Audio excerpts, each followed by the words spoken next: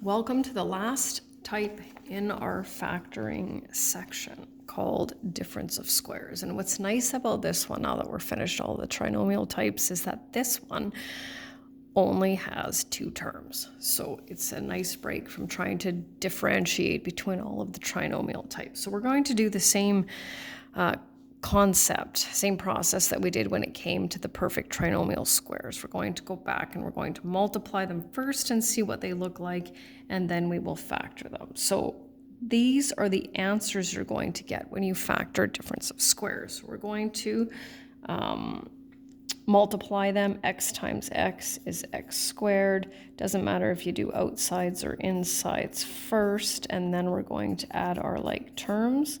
So x squared minus 25. So notice the negative 5x and the 5x cancel out. So here is an example of what a difference of squares will look like before you factor it.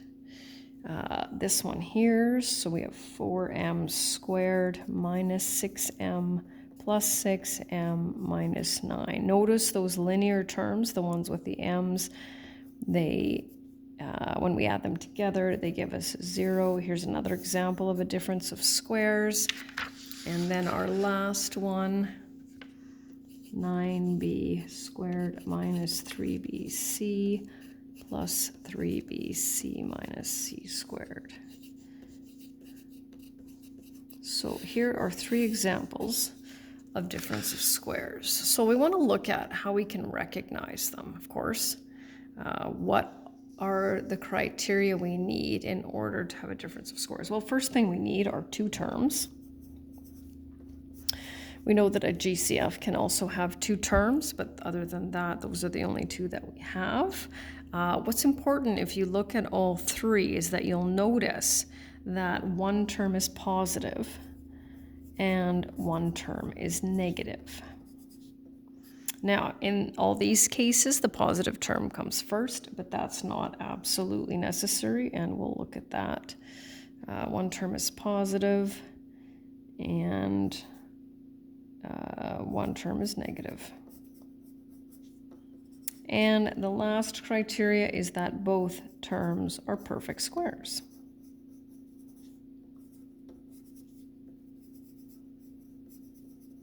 So we'll just take a quick recap as to what perfect squares are. There are a special set of numbers that when natural numbers, so those are counting numbers, that when you square them or multiply them by themselves, those are the numbers we're looking for. So 1 times 1 is 1, 2 times 2 is 4, 3 times 3 is 9, etc., and so forth.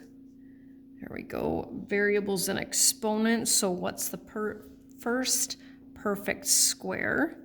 That would be x squared. So the square root of x squared is x, because x times x equals x squared. And then the next one would be x to the fourth, because when multiplying powers with the same base, we add the exponent. So we are looking for even exponents. So any even exponent is a perfect square.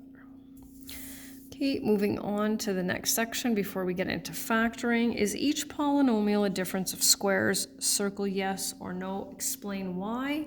So we have those three criteria. If it meets all three, then we are good. So two terms, yes. One positive, one negative, yes. And are they both perfect squares? Yes, they are. So we're good to go. Two terms, yes. And this next one, one positive, one negative, no. And so that's what I'm going to write, even though you can't see it. I'm going to write both terms are positive. So as I mentioned before, it's not necessary that the positive terms comes first. When we factor it, we'll look at rewriting it. Two terms, yes, one positive, one negative. These are both perfect squares, and so are these, so we're good. Here we have two terms, one positive, one negative, but this is an odd exponent, which means that it is not a perfect square.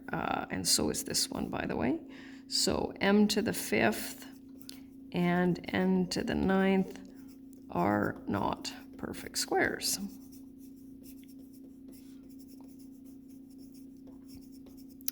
So now we'll start factoring. Once it meets all those criteria, we can see there's no GCF. Once we've determined it's a difference of squares, we write two sets of brackets, square root the first term, square root this term, one positive and one negative. And it's just that simple.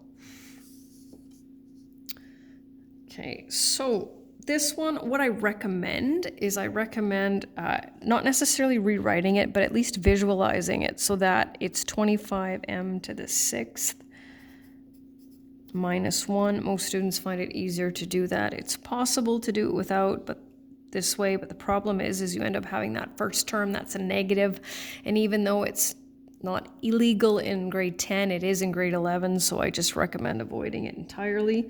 So we'll follow that process, 5m. Now here's what we have to figure out.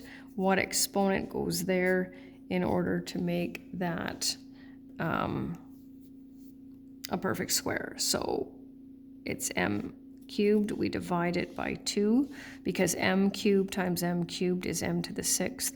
When multiplying powers with the same base, we add the exponents. Okay, and now we're at the factoring part. If you're looking at the notes, the steps are on the right. And of course, like with all other factoring types, I can add a GCF in there. And there's another little interesting thing that will work out, but we'll just get through these. Okay, so meets all the criteria, super simple, right? Doesn't matter if the positive term comes first, we know that. 6a minus 7, 6a plus 7. And I'm actually going to leave this one right here for last on purpose, and there's a method to that, so I will kind of swing around here and come back to it. 2x minus 3, 2x plus 3. So normally I don't rewrite these. I just mentally move the negative 25 over there. Not that there's anything wrong with doing that. And then I factor it right away. I'm going to put the positive first just so that you know it doesn't matter which one comes first. And here we'll look at this one and you might be thinking, well, wait a second, 3 isn't a perfect square and neither is 300. And you would be correct. However, we know now that we need to take out that greatest common factor, right? Then we need to analyze what's in brackets, look at it, determine can we factor further, and of course we can. So here's our last one.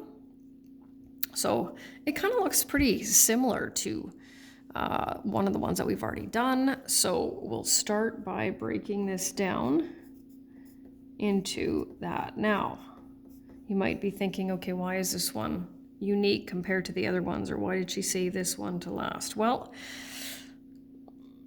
we broke this down into a difference of squares, but we can also break it into another difference of squares. And so I just want to draw your attention to this factor right here. This binomial by itself is n squared minus 1. So this factor here meets the criteria for a difference of squares. And if you look up here, it's so similar to this one, with the exception of just having a different variable. And we know what this one is factored. So we can actually go one more step with this one. N minus 1, n plus 1, n squared minus 1. So I call this a difference of squares times 2, or just a double difference of squares, if you will. But that is the last of the factoring types. Steps are over here in case you find, if you find them helpful. And that is the end of the difference of squares lesson. Thanks for listening.